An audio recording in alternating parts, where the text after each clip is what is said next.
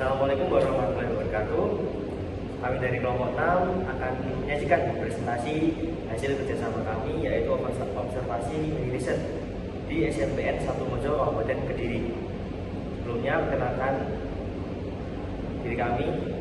Perkenalkan, nama saya Muhammad Ibrahim Hafiz. Perkenalkan, nama saya Birjan Abdul Maulana. Perkenalkan, nama saya Mari Saputra. Baik, penyajian ini akan berurutan dari saya terlebih dahulu.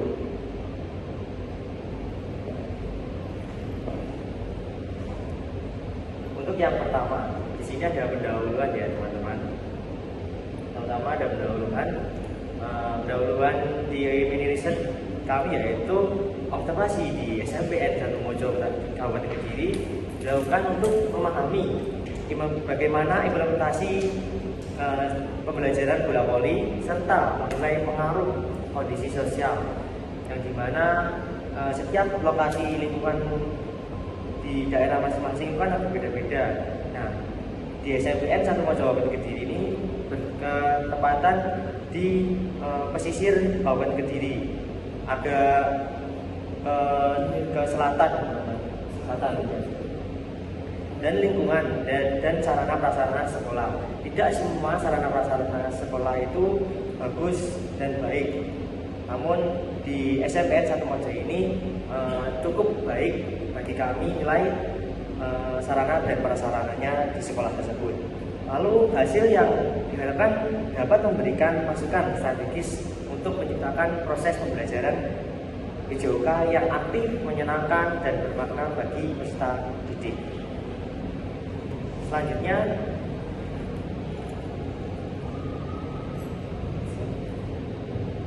selanjutnya yang pertama kan ada beberapa indikator. Salah satunya ada aset manusia. Jadi aset manusia ini sendiri adalah di mana ada beberapa kondimen, ada murid, ada guru, dan ada orang tua. Jadi murid ini dimaksimalkan asetnya untuk kegiatan pembelajaran bola voli ini di sekolah, dan guru juga membantu sebagai fasilitator, sebagai cara untuk memaksimalkan muridnya ini. Yang pertama yang kita dilakukan adalah membantu murid ini membantu guru dalam pengisian absensi dan penilaian. Lalu murid juga ini membantu temannya dalam proses pengambilan nilai. Jadi saat proses pelaksanaan itu tadi contoh servis bawah. Jadi servis bawah ini murid ini saling membantu temannya dalam proses pengambilan nilai dan kebenaran gerak pada saat melakukan tes. Dan selanjutnya adalah aktivitas yang dilakukan oleh guru, dan tindak lanjutnya adalah guru pada saat kita melakukan observasi di lapangan, tepatnya di SMPN 1 Mojo ini, guru ini memberikan sebelum mulai ini guru memberikan arahan sebagai contoh pemaparan materi. Kedua ada pelaksanaan tes, ini bagaimana tes ini dilakukan, pelaksanaannya gimana. Yang ketiga ada tentang kebenaran gerak ini tadi, dan yang keempat ada indikator penilaiannya ini bagaimana. Dan guru ini juga terakhir memberikan evaluasi terhadap siswa pada saat akhir pembelajaran. Selanjutnya akan dijelaskan oleh teman saya.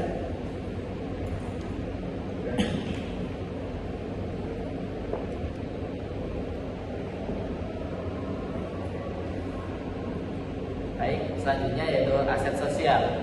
Teman kami di lapangan observasi yaitu seperti contoh saat dalam event olahraga yang diadakan oleh sekolah itu, guru-guru guru magang yang lain itu juga membantu dalam proses pelaksanaannya. Sebagai contoh, guru seni budaya dan guru bahasa Indonesia. Tidak mungkin guru-guru yang lain juga ikut dalam proses membantu terlaksanakannya event tersebut. Lalu aktivitas yang dilakukan oleh guru dan tindak lanjutnya yaitu seperti guru budaya yang mengadakan acara pelaksanaan beregu atau kelompok setiap kelas dengan menampilkan senam olahraga atau gerakan tari untuk memeriahkan acara tersebut. Lalu untuk guru bahasa Indonesia itu memberi semacam literasi kepada para peserta yang hadir supaya untuk meningkatkan kemampuan dalam membacanya. Selanjutnya Mas Vincent. Baik, di sini ada aset fisik atau physical action yang dimana temuan kami di lapangan pada saat itu yaitu lapangan tersedia walaupun tidak sesuai standar. Jadi lapangan tersebut meskipun tidak sesuai standar, cuman guru tersebut bisa mengkondisikan lapangan tersebut bagaimana bisa berjalannya proses pembelajaran bola voli tersebut. Jadi pada saat itu guru mengadakan servis bawah, yaitu tetapi tidak dengan permukaan menggunakan paving block. Namun guru tidak mempermasalahkan karena guru bisa memberikan materi terhadap siswa tersebut dengan baik. Lalu dimana jika musim hujan permukaan menjadi sedikit licin karena lumut yang tumbuh saat hujan tersebut, maka lapangan akan menjadikan licin untuk digunakan.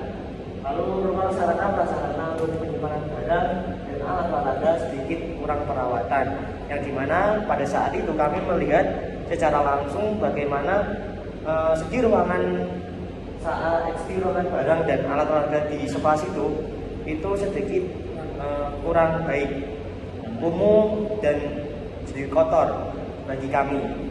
Lalu ada aktivitas yang dilakukan oleh guru dan tindak lanjutnya, yaitu guru menggunakan tas tersebut dengan maksimal, yang dimana untuk menjadi proses pembelajaran yang baik dan tujuan guru tersebut bisa optimal sesuai yang guru inginkan. Lalu guru juga bisa menggunakan atau mengganti materi yang lain sesuai dengan kurikulum yang sudah disusun oleh guru. Next akan dijelaskan oleh teman saya.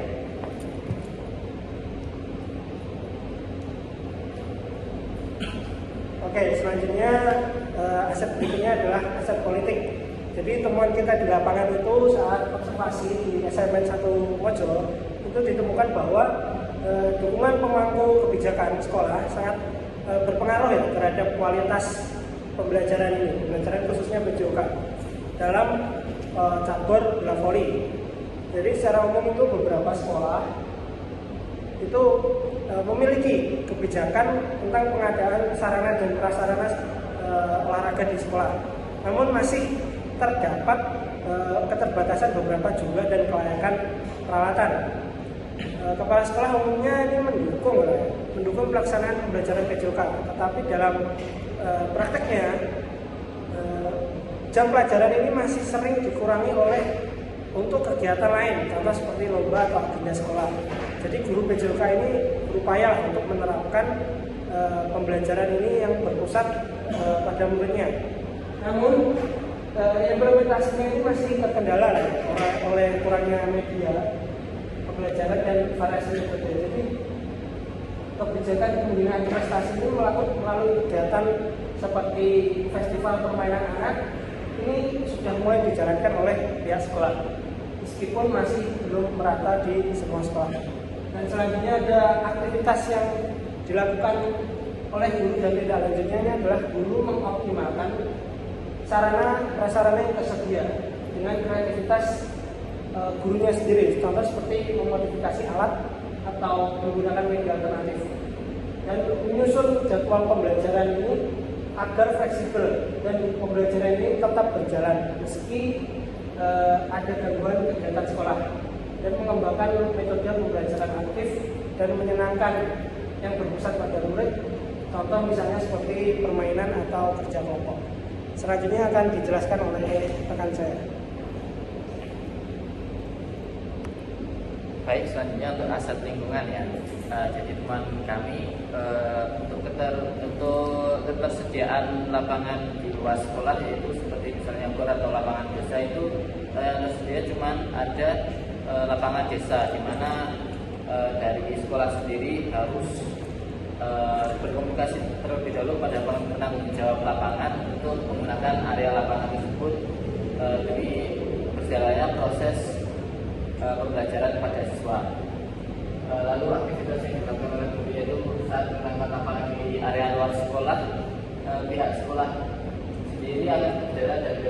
sama dengan pengelola atau tanggung jawab lapangan dan buat kesepakatan bersama dalam penggunaan lapangan seperti jadwalnya, lalu juga kondisi lapangannya, lalu juga tata tertib yang harus dipatuhi oleh pihak sekolah kepada tanggung jawab lapangan.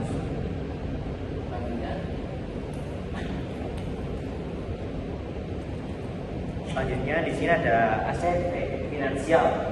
Jadi temuan kami yaitu sekolah masih mempertimbangkan anggaran yang sangat disayangkan yaitu dikeluarkan karena biaya sekolah itu masih berpendapat bahwasannya sarpras di sekolah itu masih layak digunakan untuk studi didik dan digunakan untuk proses pembelajaran.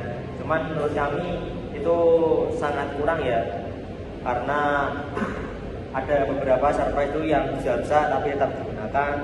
Mungkin itu sendiri dari pihak sekolah kurang berkenan untuk berganti. Lalu aktivitas yang digunakan oleh guru, jadi guru itu meskipun sarprasnya sangat minim, tapi guru bisa berupaya dengan semaksimal mungkin agar berjalannya proses pembelajaran bola voli itu tercapai tujuannya. Lalu di sini guru juga menggantikan atau menciptakan ide-ide baru, ide-ide yang cemerlang untuk kreativitas guru, dan dimana proses pembelajaran itu bisa memenuhi aktivitas prestasi didik dalam gerakan teknik dasar bola voli. Akan dilanjutkan oleh teman saya. Oke, selanjutnya aset berikutnya adalah aset agama dan budaya. Jadi temuan kita di lapangan pada saat observasi ini, pada saat proses pembelajaran bola voli ini dilakukan tidak sesuai dengan prosedur yang ada di sekolah itu, di mana seharusnya sekolah mewajibkan berpakaian seragam sesuai dengan kebijakan yang diberlakukan. Kasusnya yaitu murid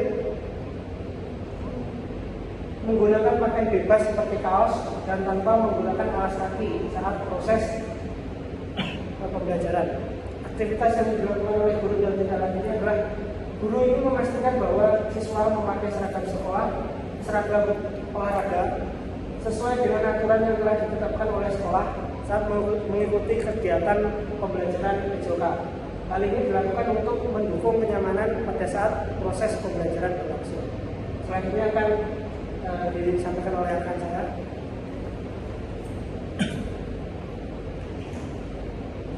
Baik, selanjutnya kreativitas dalam bermain, yaitu dengan minimnya sarpras guru itu mengondisikan media alat pembelajaran pada saat dilaksanakan praktik mengajar. Seperti misalnya di sekolah itu cuma ada 2 bola voli, jadi itu guru menyusun rencana pembelajarannya lagi untuk menyesuaikan dengan aset yang ada di sekolahan. Tapi tidak memungkiri untuk siswanya bisa melakukan saat pembelajaran. Jadi siswa tetap dapat mendapatkan materi secara utuh dengan proses program pembelajaran yang telah disusun dengan baik. Lalu untuk aktivitas yang dilakukan oleh guru yaitu jadi untuk memaksimalkan sarana prasarana yang terbatas, guru terkadang misalkan program pembelajarannya guna berjalannya aktivitas dalam permainan bola voli. Jadi ini yang terakhir yaitu refleksi diri siswa. Jadi murid itu dapat dengan percaya diri mengembangkan soft skill, kreativitas pada saat proses pembelajaran permainan bola voli. Jadi siswa itu bisa mengembangkan yang awalnya tidak bisa menjadi bisa, yang awalnya bisa juga menjadi menambah bakat yang sudah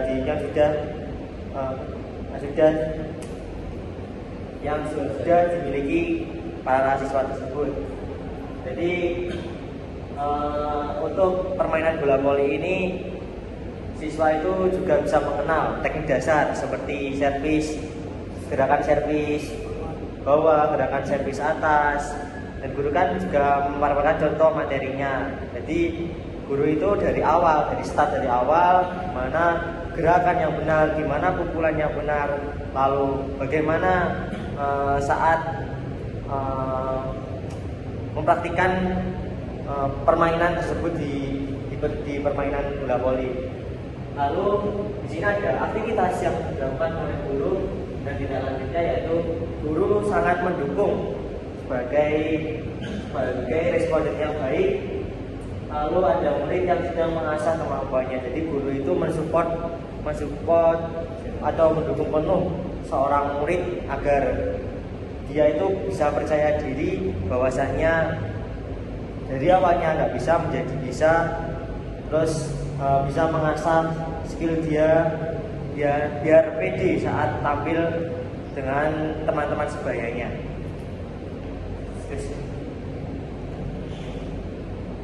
Mungkin sekian dari kami kelompok 6, yang dimana ini adalah hasil observasi mini riset kami di sekolah SMP N 1 Mojo Kabupaten Kediri. Kami pamit undur diri, apabila ada salah kata mohon maaf. Wassalamualaikum warahmatullahi wabarakatuh.